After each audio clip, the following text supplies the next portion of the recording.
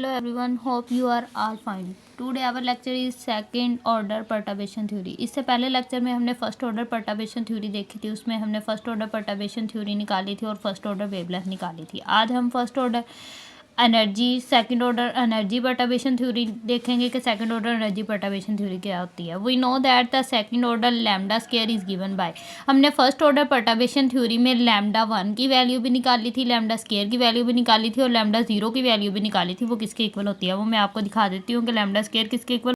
ये देखें यहाँ पे, ये हमने फर्स्ट ऑर्डर परटर्बेशन थ्योरी थी। फर्स्ट ऑर्डर परटर्बेशन थ्योरी में लोएस्ट ऑर्डर इसमें क्या था, लैम्डा नोट, तो ये दोनों एक दूसरे के इक्वल थी। ये हमारी थी पास थी इक्वेशन नंबर 7। नेक्स्ट हमारे पास लैम्डा 1 इधर से हमारे पास ये था, इधर से लैम्डा 1 जो था ये था, तो दोनों एक दूसरे के इक्वल थे, तो ये लैम्डा 1 की वैल्यू आ गई। इसी तरह ये जो थी लैम्डा स्क्वायर, ये लैम्डा स्क्वायर ये दोनों एक दूसरे के इक्वल है, तो सेकंड ऑर्डर लैम्डा स्क्वायर ये आ गया था। तो हमने पहले फर्स्ट ऑर्डर के लिए निकाली थी, फर्स्ट ऑर्डर थ्योरी के लिए हमने एनर्जी फंक्शन भी फाइंड किया था, फर्स्ट ऑर्डर के लिए हमने वेवलेंथ भी फाइंड की थी। ये हमारा था उस वक्त फर्स्ट ऑर्डर एनर्जी फंक्शन। जिसने उस वक्त ये वाला लेक्चर नहीं लिया तो पहले ये वाला लेक्चर ले, उसके बाद इंशाल्लाह आप लोगों को सेकंड ऑर्डर एनर्जी फंक्शन अच्छे से समझ आ जाएगा।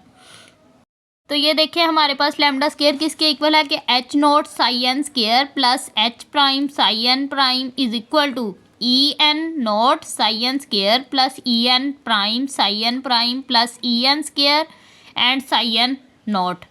तो हमने ये जो इक्वेशन है इसका हमने क्या लेना है, taking inner product. Inner product हमने इसका लेना है किस हिसाब से, इस इक्वेशन का साई एम नोट से। साई एम नोट से इस पूरी इक्वेशन का इनर प्रोडक्ट लेंगे, तो इनर प्रोडक्ट को हम इस तरह लिखते हैं, psi m not into H not psi n square inner product plus inner product psi m not इसके साथ इनर प्रोडक्ट, फिर इसी तरह इसके साथ इनर प्रोडक्ट और इसी तरह साई एम का इस इक्वेशन फंक्शन के साथ इनर प्रोडक्ट और इस फंक्शन के साथ इनर प्रोडक्ट। तो इस इक्वेशन को हम नाम दे देते हैं कि ये हमारे पास इक्वेशन नंबर आर है, ठीक है। तो जो हमारे पास यहाँ पर इक्वेशन आई है psi m not H not and psi n square, इसकी जो वैल्यू है हमने क्या करना है, इस वैल्यू को क्या लेना है, टेकिंग कॉन्जुगेट लेना है और शिफ्टिंग कर देनी है। कि हमने कॉन्जुगेट क्यों लेना है, अगर कॉन्जुगेट लेंगे ये वाला फंक्शन इधर चला जाए या ये वाला इधर फंक्शन चल जाए, वैल्यू में कोई चेंजिंग तो नहीं आएगी। तो इसी तरह हमने इस फंक्शन का क्या ले लिया, कॉन्जुगेट ले लिया, वैल्यू जो थी वो शिफ्टिंग कर दी, ठीक है। तो ये देखें हमारे पास ये साई एम नोट था, एच नोट था एंड साई एन स्क्वायर था, इसका हमने क्या किया, कॉन्जुगेट लिया और शिफ्टिंग कर दी। कॉन्जुगेट का हमने स्टार बना दिया ऊपर, ये साई एन स्क्वायर बन गया, ये इधर चला गया और ये साई एम नोट इधर चल गया। तो हमारे पास जो हैमिल्टन फंक्शन वैल्यू होती है इन आइजन फंक्शन में जो हैमिल्टन फंक्शन की वैल्यू होती है वो हमारे पास क्या होती है, सो द अबव इक्वेशन, यानी कि ये जो हमारे पास आया है साई एन नोट, तो अबव इक्वेशन में हमारे पास क्या था, psi n square E m not and psi m not, इसका हमने क्या लिया है, कॉन्जुगेट। तो ये हमारे पास ये जो था कॉन्जुगेट, तो वो हमारे पास किसके इक्वल आ गया कि इसमें से ई एम नोट जो है वो हमारे पास फंक्शन नहीं है, आइजन फंक्शन नहीं है। तो ये ई एम नोट जो है वो तो हमारे पास आइजन फंक्शन नहीं है, तो ई एम नोट को हमने बाहर निकाल लिया। और ये जो दूसरा फंक्शन है साई एन का और साई एम नोट का, तो ये हमारे पास क्या हो जाएगा, इनर प्रोडक्ट के अंदर रह जाएगा, क्योंकि ई एम नोट तो इनर प्रोडक्ट के अंदर नहीं रह सकता। तो इसलिए ये जो इसका कॉन्जुगेट लेंगे तो ई एम नोट जो है वो बाहर आ जाएगा।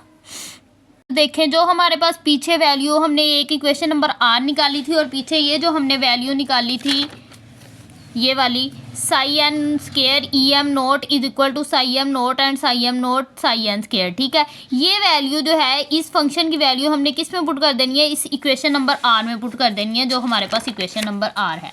तो ये देखें हमारे पास put in equation number R, जब इक्वेशन नंबर आर में पुट करेंगे साई एम नोट जो है वो बाहर आ जाएगा, बाकी आइजन फंक्शन जो है वो अंदर रह जाएगा। इसी तरह इधर एच प्राइम जो है वो तो आइजन फंक्शन की वैल्यू होती है तो वो अंदर ही रहेगी। इसी तरह ई एन नोट इधर से बाहर आ जाएगा, इधर से ई एन वन बाहर आ जाएगा, इधर से ई एन स्क्वायर बाहर आ जाएगा।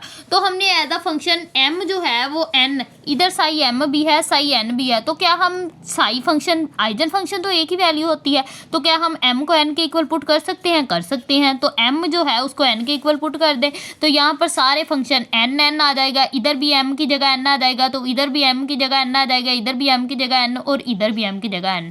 तो हमारे पास फंक्शन होता है जब आइजन फंक्शन सेम वैल्यू दे तो वो किसके इक्वल होता है, 1 के इक्वल होता है, और जब आइजन फंक्शन ऑपोजिट वैल्यू दे 0 और 1 है तो वो किसके इक्वल होता है, 0 के इक्वल होता है।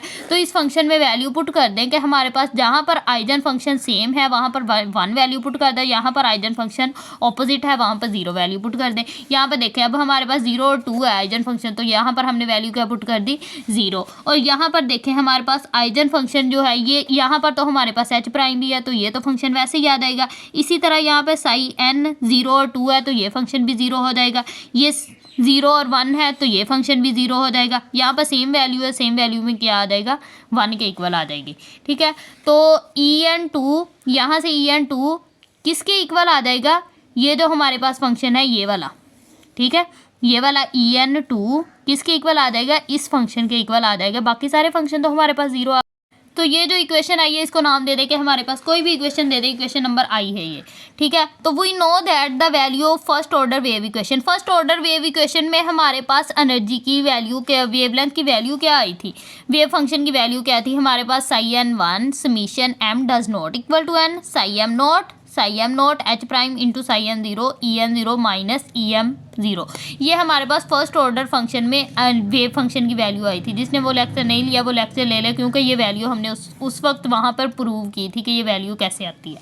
तो ये जो वैल्यू हमारे पास साई एन 1 की आई है, यहाँ पर ये जो साई एन 1 फंक्शन है यहाँ पर ये वाली वैल्यू पुट कर दें उस फंक्शन में।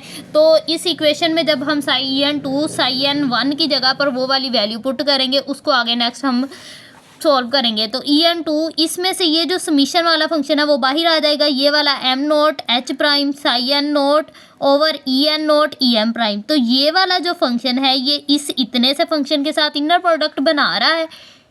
ठीक है, wave function psi eigen function inner product बना रहा है, तो इस पूरे फंक्शन को हमने क्या कर दिया, आइजन फंक्शन बना दिया। तो ये वाला फंक्शन हमारे पास वैसे ही आ जाएगा, और ये वाला function psi m not H prime into psi n 0, यहाँ पर भी साई एम नोट है एच प्राइम साई एन 0। तो ये वाला फंक्शन भी और ये वाला फंक्शन भी क्या, ये दोनों मल्टीप्लाई होकर स्केयर बन रहे हैं, तो इन दोनों को स्केयर बना दे। तो यही जो है वो हमारे पास पीछे हमारे पास ओनली 1 था, एनर्जी की वैल्यू 1 थी, तो यहाँ पर भी 1 था, लेकिन यहाँ पर हमने सेकेंड ऑर्डर के लिए निकाला है तो यहाँ पर क्या आ गया, स्केयर। तो यही जो है वो फंडामेंटल रिजल्ट है second order energy perturbation theory के लिए।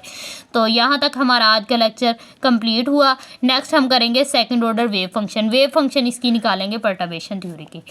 तो अगर लेक्चर वीडियो अच्छी लगी हो तो मेरे चैनल को लाइक करें और सब्सक्राइब करना मत भूलिएगा।